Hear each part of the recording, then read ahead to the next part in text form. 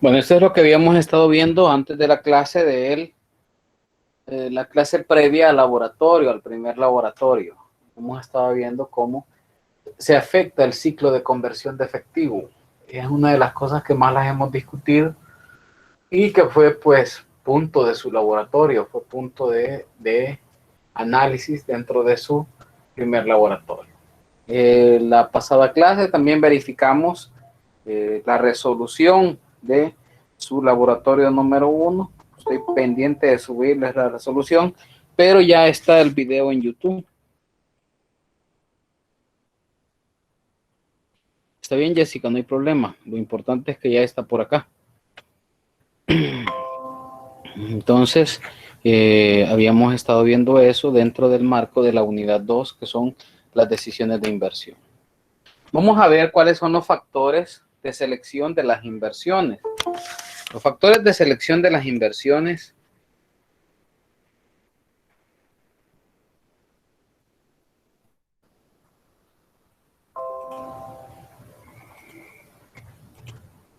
los factores de la selección de las inversiones, pues son uno, la prudencia. La prudencia es un factor decisivo de las inversiones. ¿Por qué? En el orden de preservar el patrimonio de la empresa frente a los riesgos del mercado o el mercado de cambios. ¿Por qué habla de prudencia? Porque cuando nosotros vamos a hacer una inversión tenemos que ser prudentes a la hora de tomar la decisión sobre qué activo financiero o sobre qué vamos a invertir. En eso hay que tener mucho cuidado. Por eso dice que hay que ser prudentes, porque nosotros andamos buscando mantener o incrementar el patrimonio de la empresa. Y acuérdense que todo eso está estrictamente relacionado con los riesgos.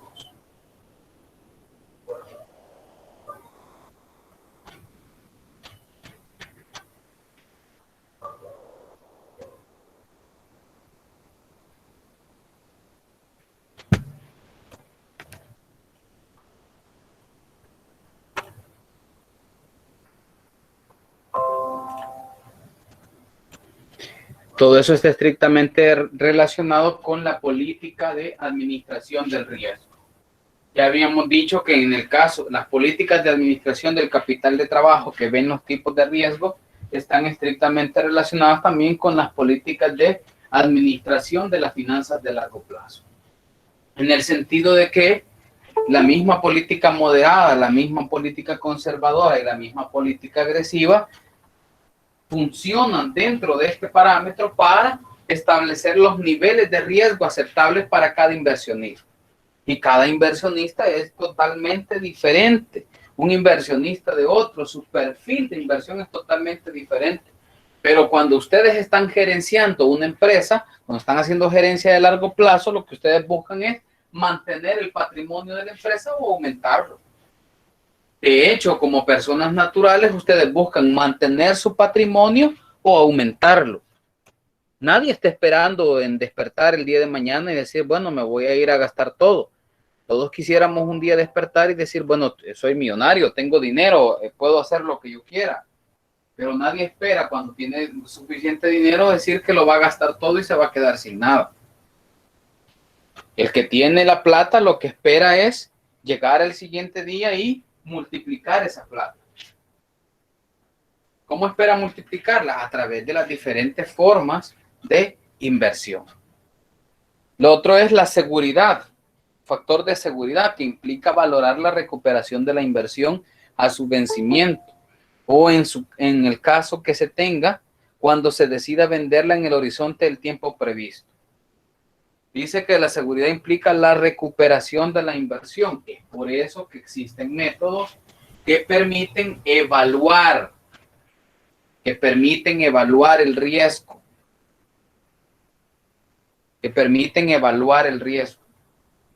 Como por ejemplo la tasa interna de retorno, el valor presente neto, la tasa mínima de rendimiento, me permiten el periodo de recuperación de la inversión. Esto me permite a mí evaluar una inversión de capital. Es una metodología que me permite hacer una evaluación de capital.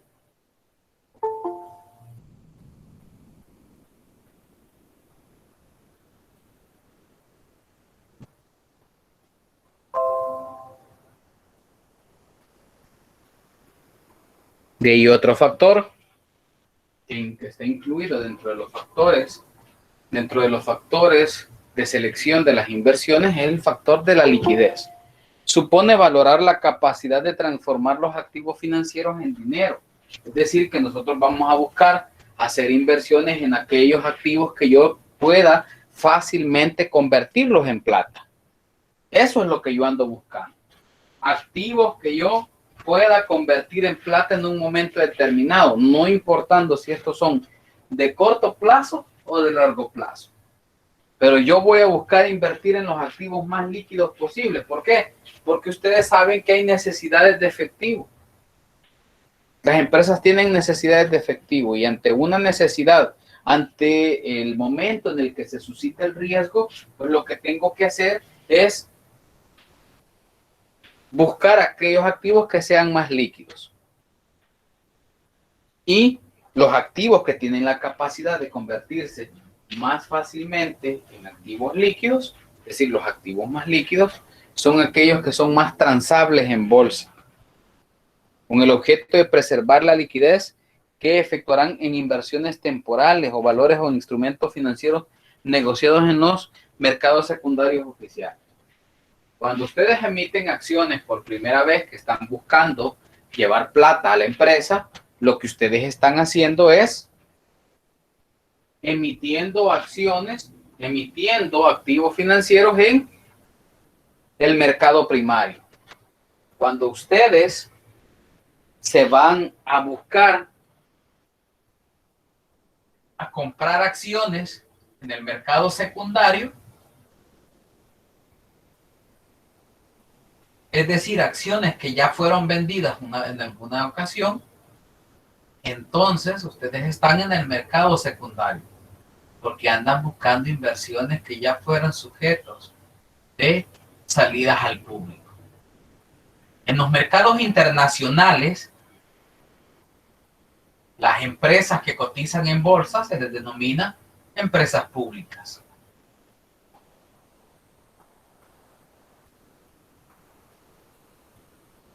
Es por eso que es necesario diferenciar, porque dentro del mercado salvadoreño lo que nosotros conocemos como empresas públicas son aquellas que dependen estrictamente de una subvención del Estado. Un concepto erróneo en los mercados internacionales, no puedo asimilar ese concepto.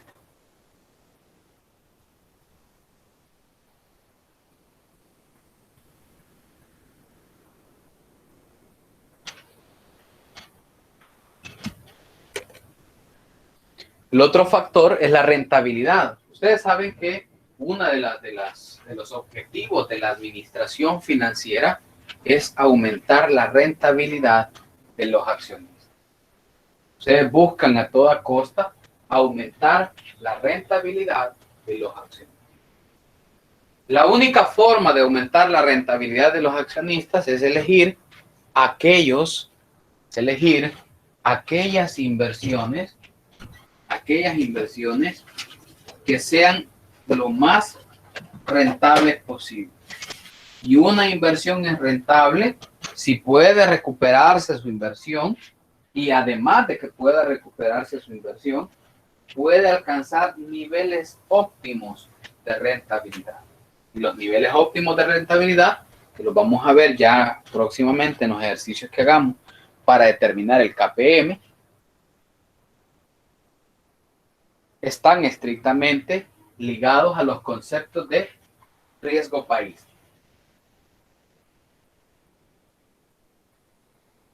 Que es la tasa esperada de los inversionistas. Es decir, que cuando nosotros elegimos una inversión, elegimos aquella inversión que tenga la mayor capacidad para generar un excedente por el riesgo asumido.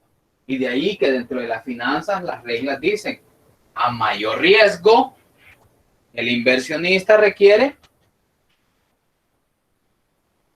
mayor rentabilidad.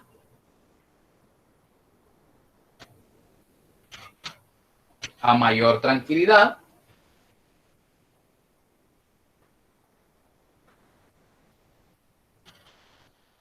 es decir, a menor riesgo, el inversionista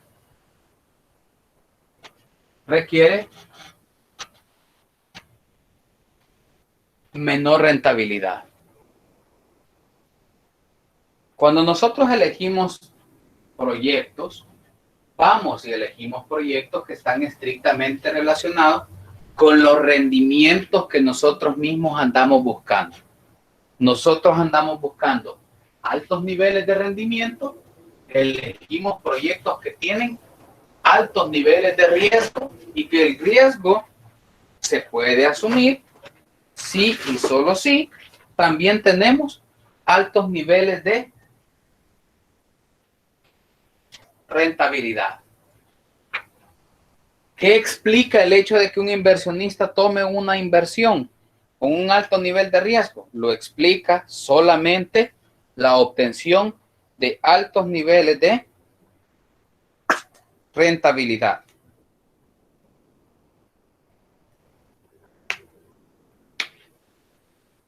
La diversificación. ¿Por qué busca la gente diversificar? Miren, la diversificación es la que le permite al empresario lograr niveles de rentabilidad esperado asumiendo los menores niveles de riesgo posible. Dice, se distribuirán las inversiones entre varios emisores y entre activos de distinta naturaleza. Perdón, Lick, buenas noches. Por ahí están unos compañeros que quieren que le dé acceso. Perdón que lo interrumpa. Ok, gracias, pero no tengo a nadie en cola. Solo está Gabriela nada más. Y ves, aparecen los demás porque a Gaby ya le había dado acceso y me volvió a aparecer Gabriela otra vez y Carla. Gracias.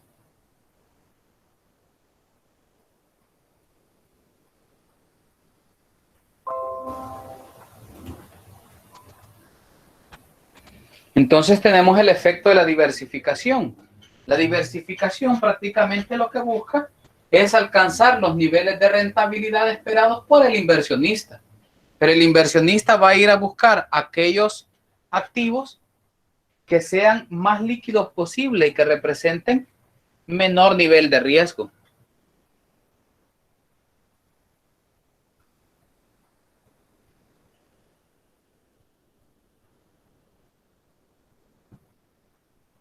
No especulación. ¿Se acuerdan que yo les dije? Se evitará la realización de operaciones que respondan a uso meramente especulativo de los recursos financieros, por lo que no se realizarán operaciones en mercados de futuros y opciones o operaciones intradía.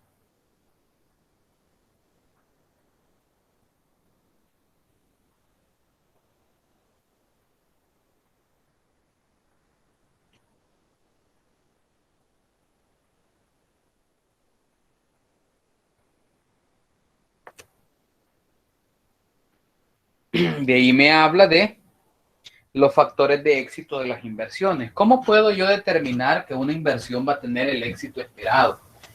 ¿Cómo puede el inversionista pensar que va a tener su éxito esperado? Bueno, porque su éxito esperado depende de la excelente medición del riesgo. Y para saber que yo estoy midiendo de forma excelente el riesgo, pues obviamente lo que tengo que establecer son cuáles son los parámetros de medición del riesgo y cuáles son los riesgos a los que estoy expuesto. Ustedes saben que en una economía como la salvadoreña hay riesgos a los que se está expuesto. Esos riesgos son los que yo tengo que determinar.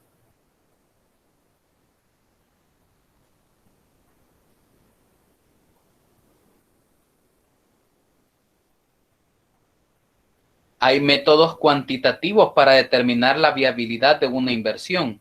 Ya los hemos mencionado, está el valor presente neto, la tasa interna de rendimiento, la tasa mínima de rendimiento, está el modelo de evaluación de activos de capital KPM.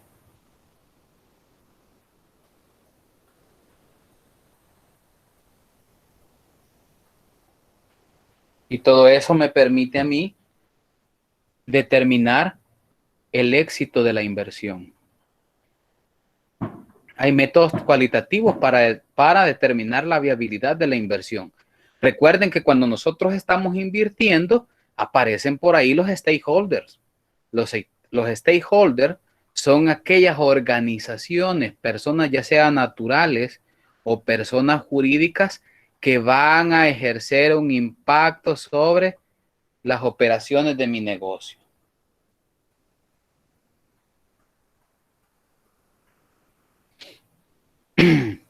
Está el Ministerio de Medio Ambiente. Ustedes saben que el Ministerio de Medio Ambiente puede pronunciarse tanto para a favor como en contra. Ustedes se acuerdan el caso de las baterías récord. ¿Qué pasó con baterías récord? Le tocó que salir de El Salvador huyendo, ni siquiera pagaron las multas y te quedas con que toda la inversión que hiciste se pierde. ¿Por qué? Porque no cumpliste los parámetros. Y dentro de los factores de éxito de la inversión, cumplir la legislación también es determinante.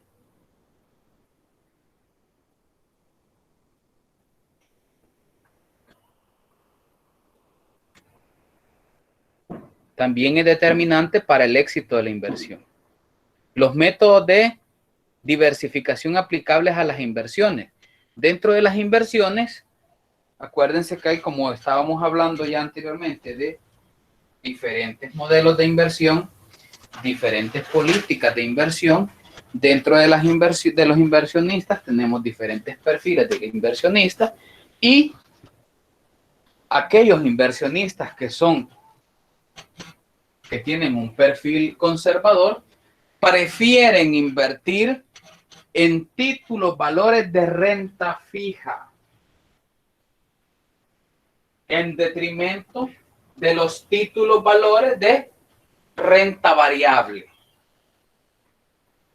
Aquellos inversionistas moderados buscan una porción de inversión en títulos, valores de renta fija y una porción en títulos, valores de renta variable. Obviamente prefieren más invertir en títulos, valores de renta fija en una mayor proporción, pero logran combinaciones y esas combinaciones me permiten la diversificación.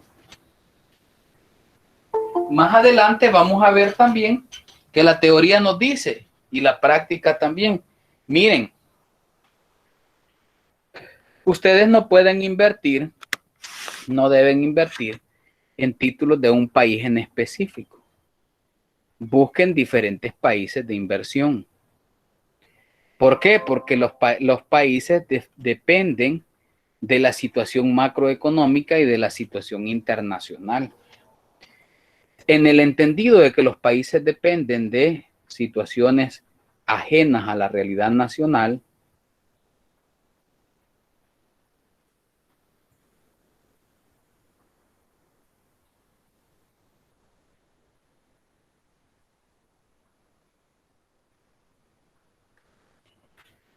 entonces yo debo buscar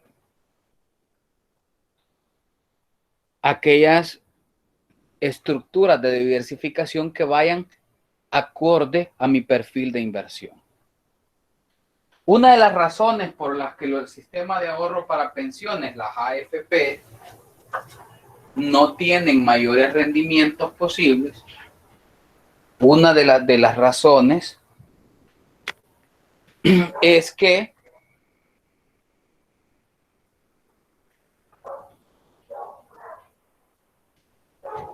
cuando tú estás invirtiendo y estás diversificando tu mercado, tú debes buscar betas que sean completamente diferentes.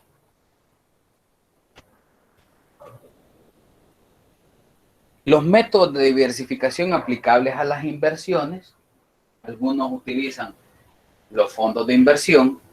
Y como yo les decía, ¿qué pasa con las AFP? Las AFP no obtienen los rendimientos, esperados.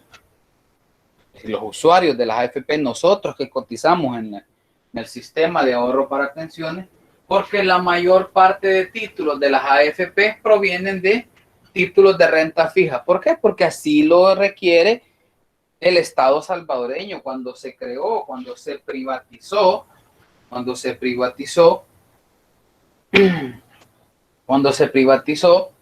las AFP, que se pasó del sistema público al sistema privado, dentro de la ley, dentro de los mecanismos de la ley, pues se dejó establecido aquellos títulos en los que las AFP podían invertir el dinero del pueblo para el rendimiento del pueblo. Y si tenés en cuenta que una parte de la creación del fideicomiso del gobierno de Elías Antonio Saca se utiliza en la caja del Estado y que el Estado nunca paga una tasa por encima del 3% en el mercado interno a los ahorrantes. Entonces, eso explica el hecho de que nosotros no podamos tener altos niveles de rendimiento con nuestros ahorros.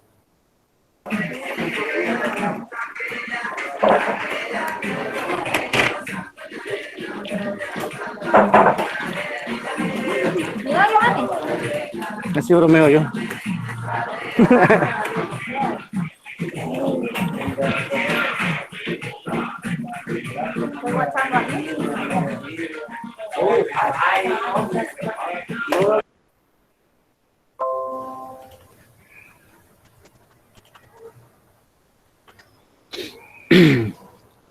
Entonces la gente se queja porque no tiene buenos rendimientos, pero cuando tú, por ejemplo, como les decía, si aquí todos nos unimos y ponemos una parte, nosotros podemos decidir invertir en un fondo de inversión. Y ese fondo de inversión puede estar constituido por títulos de renta fija, por títulos de renta variable, y nosotros decidimos cuáles van a ser las proporciones de cada uno de los títulos. Ahora, otro factor de éxito es la capacidad de la inversión para generar liquidez y rentabilidad. Las acciones, y por ahí lo veíamos, ¿qué es lo que pasa con las acciones de Tesla? El crecimiento en el valor de las acciones de Tesla, es por la capacidad que tienen las acciones de generar rentabilidad y liquidez. ¿Para quiénes? No para Tesla, sino para quienes las adquieren.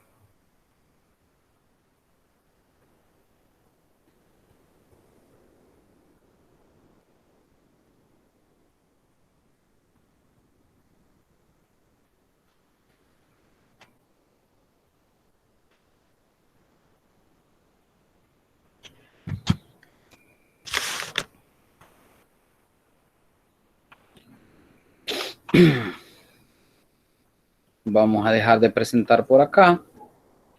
Vamos a buscar Yahoo Finanzas. Les voy a presentar la pantalla de Yahoo. Una pestaña.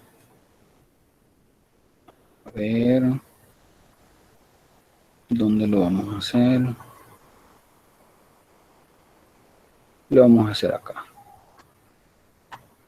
Aquí está. Yahoo Finanzas. Yahoo Finanzas, valores en directo y cotizaciones. Vamos a ver. Tesla. Ahí está, miren. Vamos a ver Tesla. Se han caído las acciones de Tesla. Ya. Así es, Lick, por un comentario que hizo el mismo Helio Mox, creo que se llama, ¿no? ¿Cómo funciona esto, no? Veamos las estadísticas. Y los datos históricos. Miren, para abril del 2021 abrieron en 726. Vamos a ver, abril de febrero, 25 de febrero del 2021. No se ve, Lick. Si estamos no se ve. No. Ah, perfecto. Espérenme, les voy a mostrar la otra parte donde ya está el histórico. Perdón. Vamos a ver, dejar de presentar. Vamos a presentar una pestaña y vamos a ver, aquí está Tesla. Ahora sí, ¿verdad? Sí, hoy sí. Ahora Vaya, sí. veamos cómo abrieron el 25 de febrero del 2021 en la mañanita. Abrieron a 726. Vean cómo cayeron allá a la hora del cierre. Cayeron a 682. Lo que significa que 726.15 menos el precio de cierre ajustado de 682.22, cayeron $43 solo en un día. Solo en un día las acciones de Tesla cayeron $43.93, prácticamente 44. Si tú te fuiste, si tú te vas al mercado, lo que me acaba de decir la diapositiva, no vayas a especular. Si tú te vas al mercado de futuros y apostaste a que las acciones de Tesla crecían y no crecieron, sino que cayeron en 43.93, hiciste la gracia de comprarte, vamos a ponerle poquito, unas 100 acciones. Por 100 acciones que compraste en los mercados, has perdido desde las 6 de la mañana hasta las 7 de la noche, $4,393. Vean los valores en los que está al 25 de febrero del 2021. Pero veamos los valores de donde viene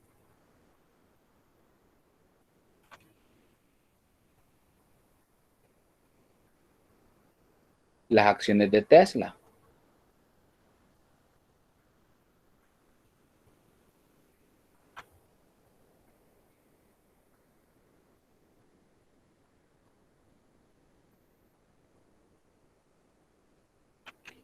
$26 de febrero del 2020.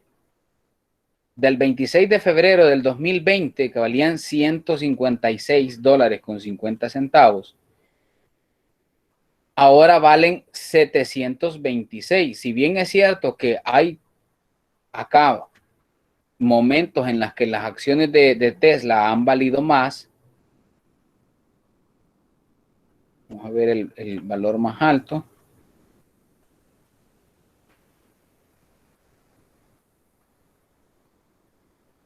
Creo que es 891. Ese es el valor más alto que han tocado. Aún aquí, el 25 de febrero del 2021, tomándolo desde el 26 de febrero del 2021, estamos hablando de un crecimiento de P sub 1 menos P sub 0, es decir,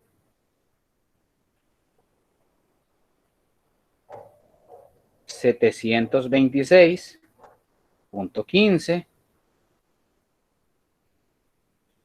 726.15 menos 156, pongámosle 157, son 569. Entre 157 por 100, un crecimiento del 362% en un año. Aunque aquí han caído un poco. Eso puede deberse a lo que nos decía Manuel, creo que fue, las declaraciones que dio Elon Musk. Así es. ¿Por qué? Porque un CEO, el CEO de una organización como esta, tiene que tener mucho cuidado con lo que habla. Esto genera expectativas. Genera expectativas increíblemente. Veamos Amazon.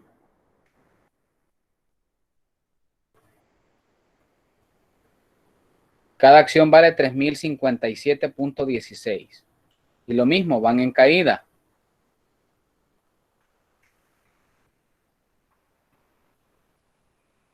deberíamos preguntarnos realmente qué está haciendo la Reserva Federal ahorita, porque ya hay otro que tiene caída. ¿Qué otra? Vamos a ver otra estadounidense.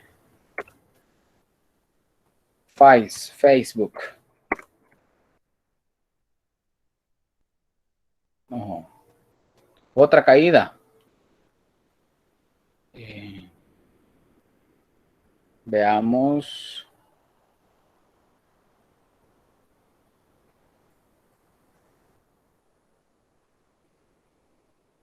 Esto que ustedes ven acá, el beta, es una medida de la sensibilidad del mercado. Todas las norteamericanas han caído. Netflix, Google, Amazon.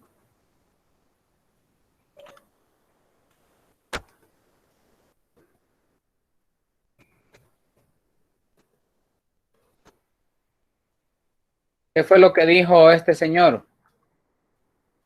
Manuel, no lo vi.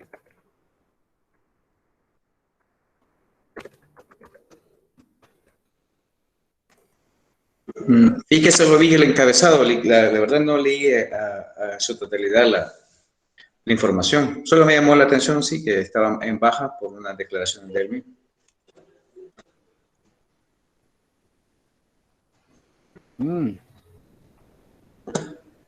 Vamos a ver. Les voy a presentar del Dow Jones. Una pestaña. Dow Jones. Aquí está.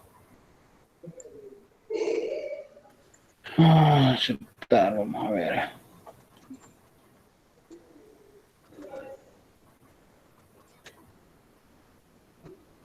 Están deprimidos los mercados norteamericanos.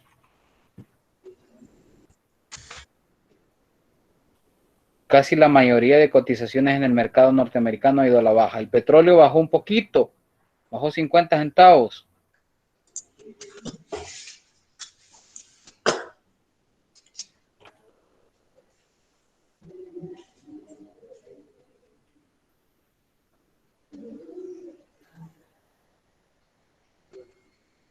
Entonces, eso es lo que pasa con la administración financiera internacional. Lo que tú dices, todo el mercado, como dice Gabriela Andino, ahorita todo el mercado está mal. Bueno, eso es relativo porque está mal para los que apostaron a que subía y está bien para los que apostaron a que bajaba. Porque cuando tú te vas al mercado de futuros, que lo vamos a ver más adelante, en el mercado de futuros estás mal si te fuiste en corto y el mercado se fue en largo. Si te fuiste en largo y el mercado se fue en corto. En corto, compro, vendo. En corto, vendo. En largo, compro. Porque en el largo plazo, así se llama, en el largo, aunque no sea de largo plazo, yo estoy pensando que el mercado va a aumentar su precio. Pues tú compras ahora barato porque quieres vender mañana caro. Si esto fuera el mercado, dime, Manuel.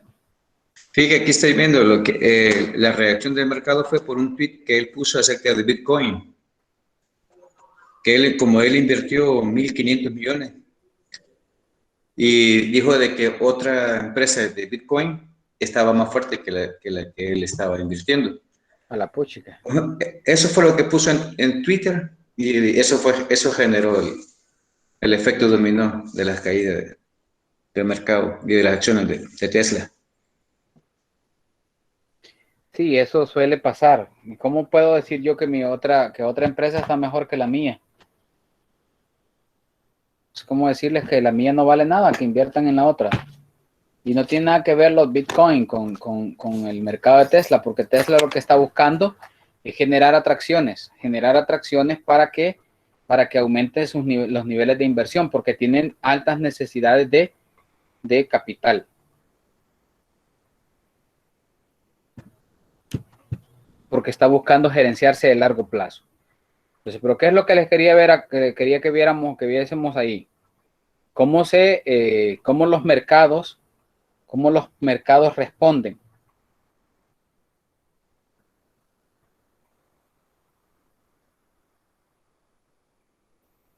ante cualquier operación que tú hagas.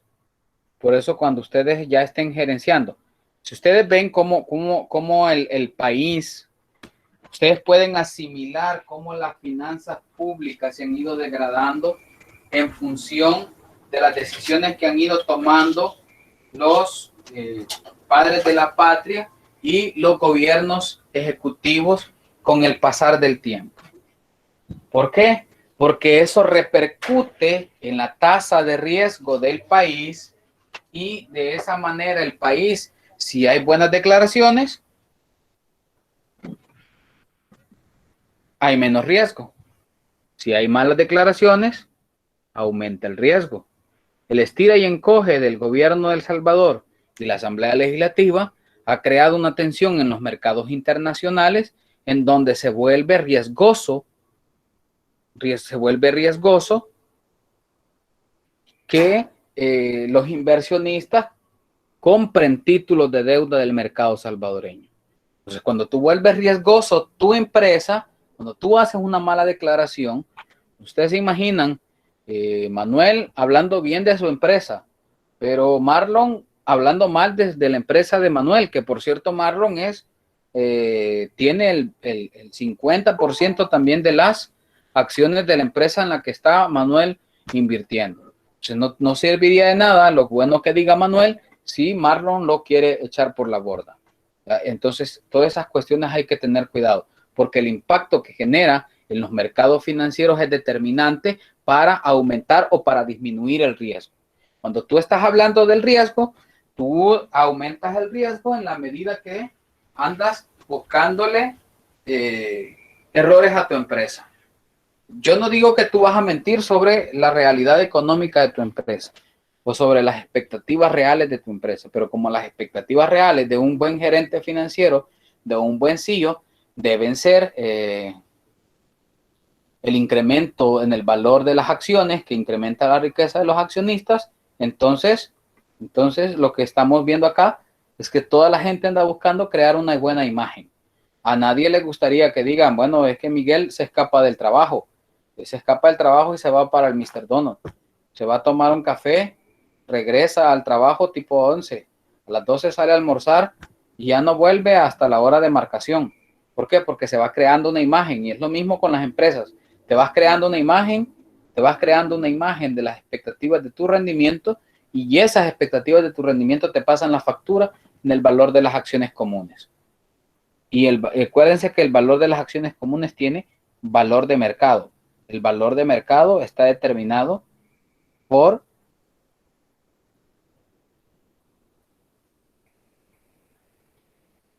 la imagen que tú creas.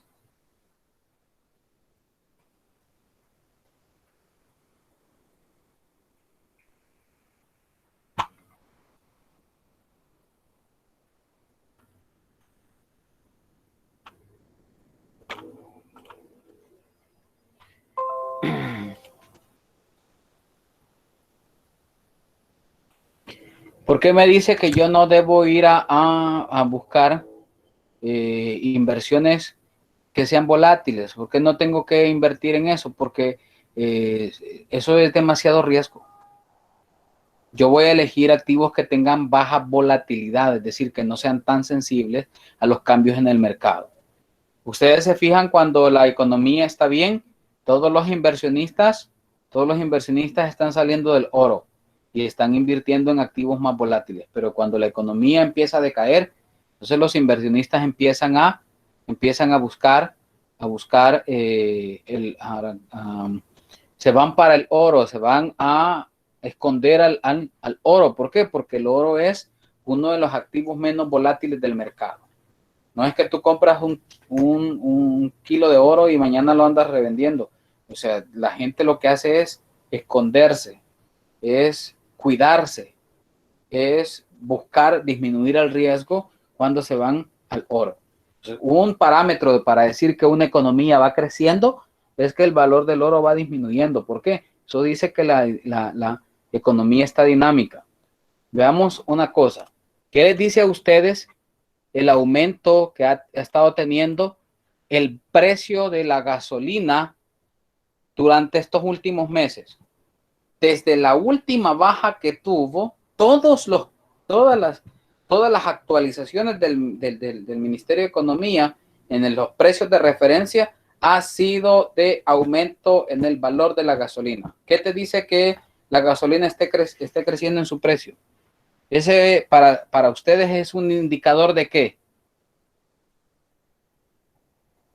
De que todo va a la alza. Y todo va a la alza. ¿Qué me dice con que todo va a la alza? También Que todo se va pone jugando en la más- activación. Perdón. Veamos, Jessica, y después Manuel. Que todo se pone más caro que la canasta básica, todo sube. Si sube la gasolina, sube Pero todo. eso es un efecto normal, porque solo tú trasladas los costos a la gente. Manuel, Lo que pasa también es que hay una mayor demanda del carburo de la gasolina. Entonces, por ende, los precios se van elevando poco a poco. ¿y por O qué hay también una... algunas veces, también a veces lo que pasa es hay que jugar con lo que hace la OPEP, que a veces bajan las producciones y aumenta el precio porque hay menos disponibilidad en el mercado de gasolina, por decirlo así. En ese caso sería el petróleo. Pero Sí, ahorita hay no, más demanda, digamos, con las importaciones. Hay más demanda porque todos los fletes se han puesto más caros. Es demasiado la demanda que hay, por lo menos de Asia y cosas así. ¿demanda En de vez qué? de transporte, pero marítimo, digamos, en ese aspecto se ha puesto más caro. Y dice, hubo una helada en Texas, Gabriela Lisset Andino. Le voy a contar un secreto, Gaby. Estados Unidos, que baje la producción de Estados Unidos es lo que menos le interesaría al mundo, porque Estados Unidos, a pesar que es un productor de petróleo, no es de los productores de petróleo determinantes del precio. Sin embargo, Estados Unidos sí tiene injerencia en la OPEP y le dice a la OPEP cuándo disminuir la producción, cuándo aumentarla, para efectos de dinamizar los económicos, dinamizar el precio. De hecho, el precio del petróleo norteamericano, el costo del petróleo norteamericano, todavía está por encima del precio de negociación de los barriles. El costo del petróleo norteamericano anda por los $150. Los 158 prácticamente están teniendo 8 pesos de ganancia los productores norteamericanos. Pero alguien más que me diga qué le da a entender que el precio de la gasolina vaya aumentando, porque la demanda va aumentando de gasolina. Licenciado, buenas noches. Buenas noches. Para mí sería que la economía se está dinamizando, ¿verdad? Entonces va en una economía a la alza, ¿verdad? Entonces, por la demanda de petróleo, ya que el petróleo prácticamente se utiliza para la producción en todos los, se puede decir en todos los factores productivos prácticamente, ¿verdad? Entonces para mí que el petróleo aumenta el precio por la demanda, entonces quiere decir que hay una economía que se está dinamizando y está creciendo, a mi criterio. En efecto, Roberto, eso es lo que está pasando ahora mismo. Licenciado, Dime. si no me equivoco, ¿verdad? Creo que se puede para elaborar lo que sería cuero. Si no tengo mal entendido en eso. ¿Cómo? Lo utilizan para elaborar cosas como cuero, para las carteras que son las señoritas. Los derivados del petróleo. Ajá. Sí, en efecto, de hecho el petróleo tiene un montón. Tenemos dos oros, tenemos el oro negro que es el petróleo y el oro normal que es el oro amarillo, es el que nosotros normalmente vemos. Entonces, el oro negro que es el petróleo, pues es el que sirve para hacer un montón de cosas, gasolina, gas, diésel, carreteras, de todo. Héctor, ¿ibas a decir algo? Sí, licenciado. Yo pienso, podría ser, de que uno de los motivos por los cuales el petróleo ha subido no será, licenciado, por la situación política que ha estado viviendo Estados Unidos actualmente, por los cambios de gobierno. Quizás la caída de las bolsas norteamericanas, sí. Dice que la Y Fed dejará, Manuel Bonilla me acaba de mandar una información, la Fed dejará bajas sus tasas hasta que la inflación de Estados Unidos supere el 2%. ¿Por qué creen ustedes que la Fed está hablando que espera que Estados Unidos supere la inflación en el 2%? Pues si es así, ¿qué te da a ti, antes de que sigamos con lo de la gasolina? ¿Qué mensaje te da a ti un nivel de inflación demasiado bajo? Los niveles de inflación son buenos bajos, pero no tan bajos.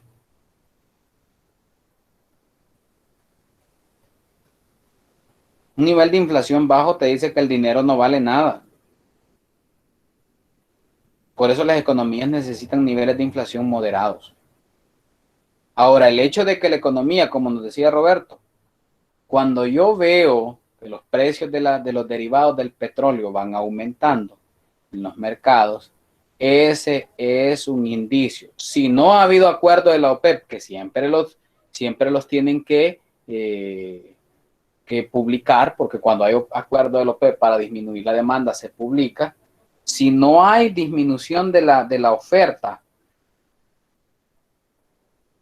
de barriles de petróleo producidos por acuerdo de la OPEP y los derivados van al alza, eso significa que las economías están dinamizándose. Y si las economías se están dinamizando, significa que ustedes se van a ver lo que predijo el Banco Mundial, la Comisión de América Latina, la CEPAL, el Fondo Monetario Internacional, de que en el 2021 la mayoría de economías en el mundo iban a tener un crecimiento. Así de que si las condiciones del mercado siguen dándose, vamos a tener para el 31 de diciembre del 2021, si Dios lo permite que estemos por ahí, si la economía se sigue dinamizando a este paso, la economía mundial se sigue dinamizando a este paso, vamos a tener para diciembre del 2021 quizás un precio de la gasolina por encima de los $4. Si la economía pierde fuerzas a medio año por efecto del COVID-19, quizá podamos estar en un valor de unos $2.90, $3.40 de dólar la gasolina. Por ahí va a andar oscilando el valor de la gasolina. Pero si esto se sigue dinamizando, si la economía sigue agarrando vuelos, si sigue agarrando impulso, vamos a tener precios más altos de la gasolina. ¿Por qué? Porque lo que decía alguien por ahí, aumenta la demanda de gasolina. Sí, aumenta la demanda de gasolina. ¿Por qué? Porque la gente está usando sus vehículos, porque la empresa está vendiendo, porque hay nuevas formas de hacer negocios que requieren utilización de vehículos, porque la economía se está dinamizando y por lo tanto la gente tiene plata para gastar y salen sus vehículos. Todo eso en todo el mundo, si sigue pasando así, vamos a estar frente a los precios más altos de la gasolina desde el 2001 que vivimos, 2009 parece que vivimos unos precios bastante altos. También en el 2014 vivimos precios de la gasolina por debajo de los $5 y habían algunas gasolineras que tenían el galón de gasolina a $5. Entonces, ¿qué es lo que hace, qué es lo que podemos rescatar de esos dos activos en el mercado, de esos dos títulos en el mercado? Que uno equilibra al otro. La gasolina llega hasta un precio tan elevado que no lo puede soportar la demanda. Entonces la demanda deja de consumirlo. La gente deja de usar sus vehículos, deja de gastar tanto en gasolina. Si tienen dos carros, lo utilizan uno. Eso va disminuyendo la demanda de gasolina y con las leyes de la oferta y la demanda de Adam Smith va disminuyendo el precio y la OPEP empieza a ver cómo sus ganancias vienen yéndose para abajo y empiezan las estrategias para regular el mercado. Es por eso que Adam Smith decía que el mercado se regulaba solo. ¿Por qué? Porque ante un aumento desmesurado en el precio de la gasolina, la demanda se contrae.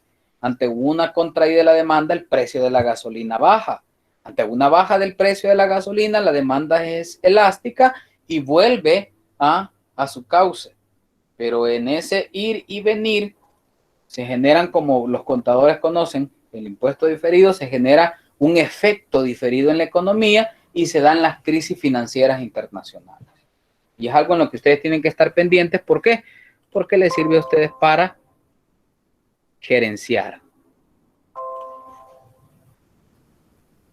Entonces, otro factor de éxito de las inversiones es la elección de oportunidades. Es decir, hay oportunidades, entonces elijámoslas, agarrémoslas, tomémoslas. Si yo tengo una oportunidad, la tomo. Elección de activos de baja volatilidad, aquellos activos que no se resienten tanto, la caída o la subida en los mercados. Elección de portafolios de inversiones. ¿Qué es lo que andamos buscando acá? Diversificación de nuevo. Volvimos al concepto de la diversificación. Las inversiones financieras son las inversiones que las empresas realizan en el mercado financiero. Y son derechos adquiridos por la empresa que forman parte del activo de la entidad y representan la capacidad para obtener liquidez en un futuro, bien a partir de su enajenación o en forma de rentabilidades o en forma de ambas. Clasificación de los activos según la volatilidad. Los activos financieros agresivos son aquellos activos financieros más volátiles y por consiguiente que tienen mayor riesgo, pero también pueden ofrecer una mayor rentabilidad. Entonces ustedes deciden dentro de su perfil de inversión si invierten en activos agresivos, que obviamente son títulos valores de renta variable con mayores niveles de riesgo, que obviamente te van a dar un mayor nivel de rentabilidad. Si eres empresario e inviertes en Bitcoin, obviamente estás fallándole a la regla que te dice no vaya a invertir en títulos de renta variable en los mercados de futuros o en los mercados de divisas. Un activo financiero agresivo puede ser un warrant. ¿Qué es un warrant? Warrant es un título corporativo muy parecido a la opción de compra. Ofrece al consumidor el derecho, mas no la obligación de comprar acciones comunes directamente de una compañía a un precio fijo por un periodo determinado. Pero ¿qué tengo que hacer yo para comprar un warrant? Tengo que pagar, y al igual que en las opciones, una prima de riesgo. Porque todas esas tienen una prima de riesgo. El riesgo total sistemático y específico de los activos financieros. Riesgo, la posibilidad de que ocurra un evento no esperado, como por ejemplo la caída del mercado de valores, la disminución del precio de las acciones o el título en juego. El riesgo total de una cartera se compone de los dos tipos del riesgo. El riesgo sistémico o sistemático, que depende de factores externos, y el riesgo específico o no sistemático, que depende de los factores internos. De tal manera que aquel riesgo, el riesgo sistémico, yo no lo puedo manejar. La única estrategia que puedo buscar para disminuir el riesgo sistémico es los portafolios de inversión. ¿Qué es la administración financiera? La administración financiera es una decisión corporativa de inversión. Es una decisión financiera y es una decisión de administración de los recursos. La decisión corporativa de inversión es la más importante de las tres decisiones primordiales de la compañía en cuanto a la creación de valor, ya que esta comienza con la decisión óptima de bienes a adquirir por la empresa. Pasivo no corriente, pasivo corriente, y aquí tenemos la inversión.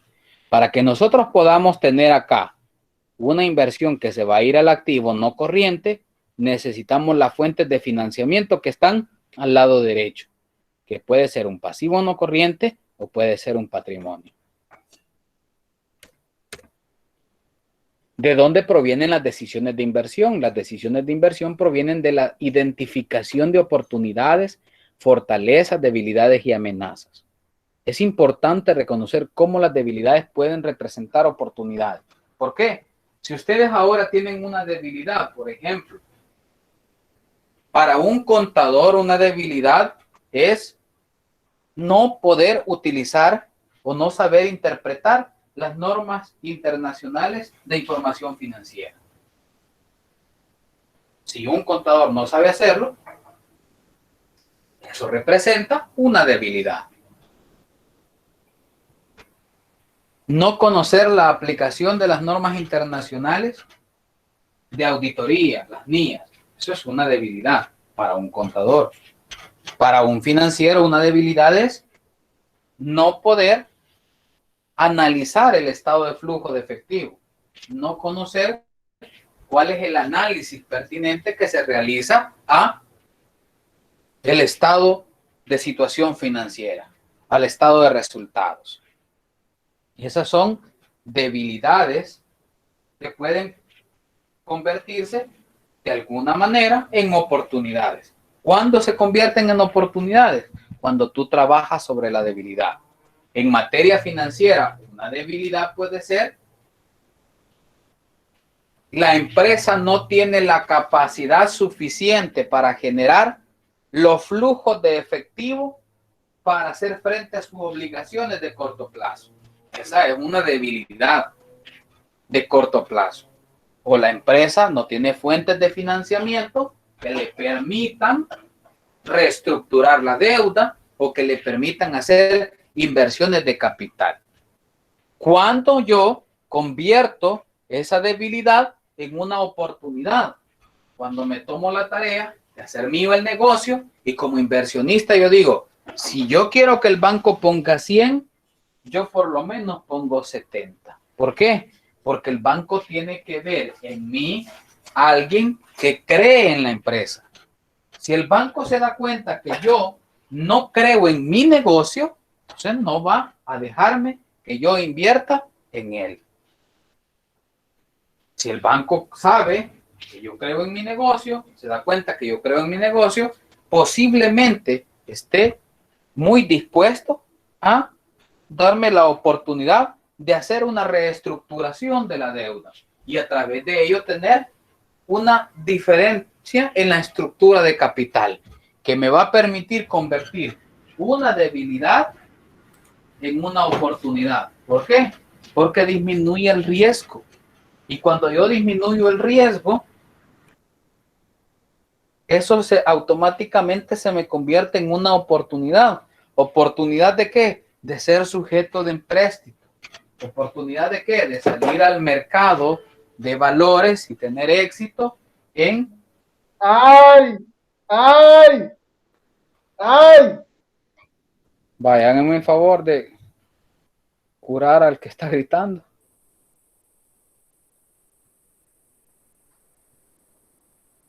Dice Carla, si hay baja inflación, ¿se puede entrar en deflación? Claro.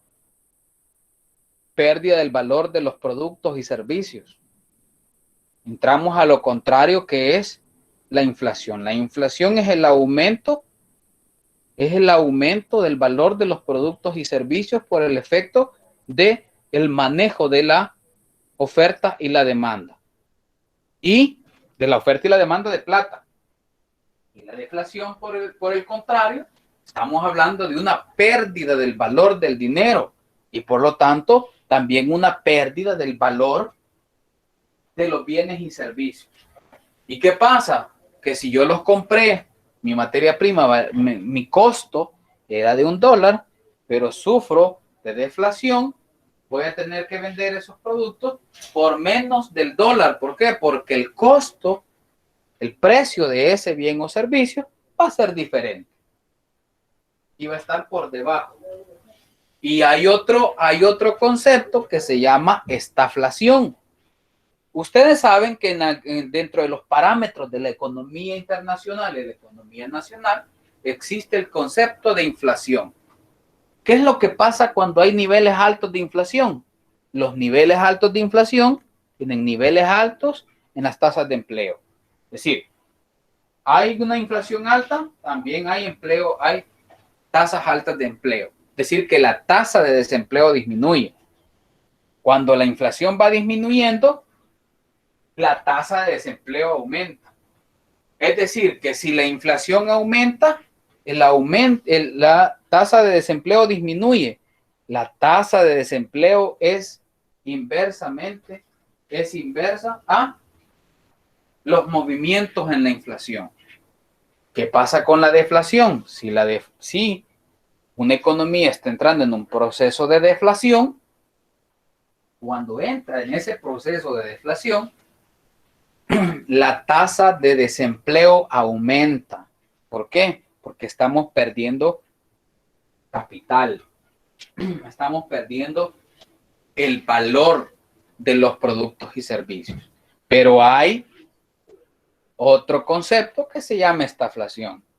Y es un concepto que te dice, empieza a aumentar los niveles de inflación y aumentar desmesuradamente los niveles de desempleo. Algo que no pasa así. ¿Por qué? Porque cuando la inflación aumenta, el desempleo disminuye. Pero no se ha visto que la inflación aumente y el desempleo también aumenta. Entonces, esos conceptos, ¿para qué le sirven a un financiero esos conceptos?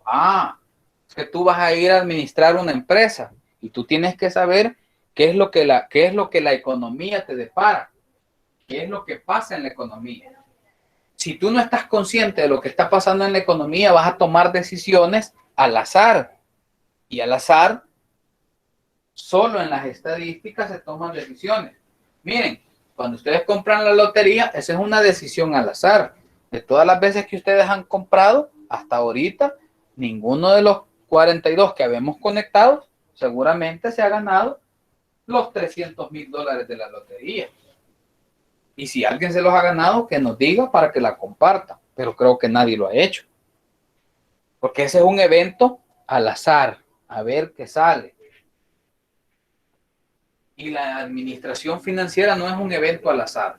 Por eso cuando ustedes están gerenciando, ustedes ven lo que está pasando en el entorno interno, es decir, cuáles son las decisiones que está tomando la Asamblea Legislativa, cuáles son las decisiones que está tomando el Ejecutivo, cuáles son las decisiones que está tomando la Sala de lo Constitucional, cuál es el trabajo que está haciendo la Fiscalía General de la República, cuál es el trabajo de la Corte de Cuentas de la República, el trabajo del Ministerio de Hacienda, el trabajo de todas las demás instituciones públicas para calificar la institucionalidad del país, porque la institucionalidad de El Salvador, el respeto al Estado de Derecho, el respeto al ordenamiento jurídico, le permite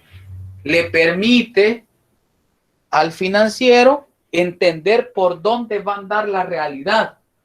Cuando yo tomo decisiones de inversión, yo tomo una decisión de inversión en función de un análisis externo y un análisis interno de las condiciones económicas del mercado. Y las condiciones económicas del mercado están determinadas por los factores económicos del mercado.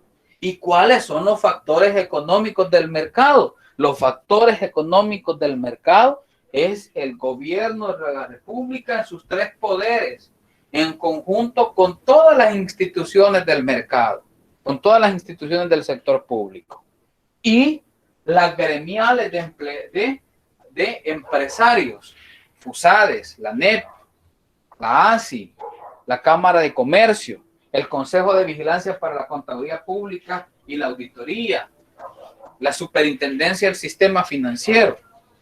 Uno de los indicadores que una economía está creciendo bien, que una economía se está desempeñando bien, es la robustez que pueda tener el sistema financiero y la industria de la construcción.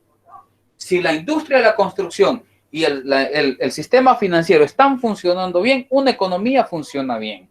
¿Y para qué te sirve a vos que tenés un hotel allá en la playa? Bueno, te sirve porque si la economía está bien, tu demanda va a aumentar. Por lo tanto, vos puedes decir, voy a invertir más en publicidad porque voy a tener más visitantes. Ahora sí, la economía está decaída, ¿qué es lo que va a pasar? Vos decidís guardarte el dinero que tenés y no invertir en publicidad porque sabes que no vas a ganar nada. Eso es en buen salvadoreño, esa es la razón por la que ustedes y yo hacemos análisis financiero, hacemos un análisis de la situación del entorno externo y del entorno interno, hacemos un análisis de los factores que intervienen en la economía. ¿Por qué? Porque nos sirven para tomar decisiones. Vamos a ver cómo se saca el valor presente neto, el periodo de recuperación, pero eso no es lo más importante. Dentro de todo lo que estamos hablando, que no es teoría, porque es comprobado que es necesario, dentro de todo lo que estamos hablando, ustedes se van a dar cuenta que lo más importante a la hora de tomar la decisión sobre invertir o no en un título valor, en un negocio, es todos los aspectos cualitativos y cuantitativos que me abonan para llegar a determinar la tasa interna de retorno, para llegar a determinar el periodo de inversión, el periodo de recuperación de la inversión. Calcularlo es sencillo, los factores que están dentro es lo que es difícil de determinar para el consultor financiero.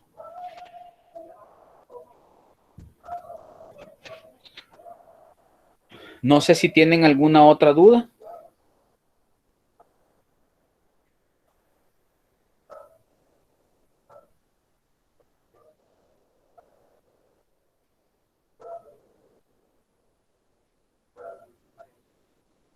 ¿Dudas? ¿Reclamos? De mi parte todo bien, licenciado. Ok. Ya revisaste Igual, la nota, ya la arreglé, ¿verdad? igual de mi parte, Lick. Sí, Lick, gracias. Bueno, pasen buenas noches entonces, descansen. Buenas noches. Buenas noches, Lick. Muchas Buenas gracias. noches, compañero. Buenas noches, Lick. Gracias, licenciado. Buenas noches. Buenas noches. Buenas noches, Alex. Gracias. Buenas noches. Buenas noches, Lick. Buenas noches.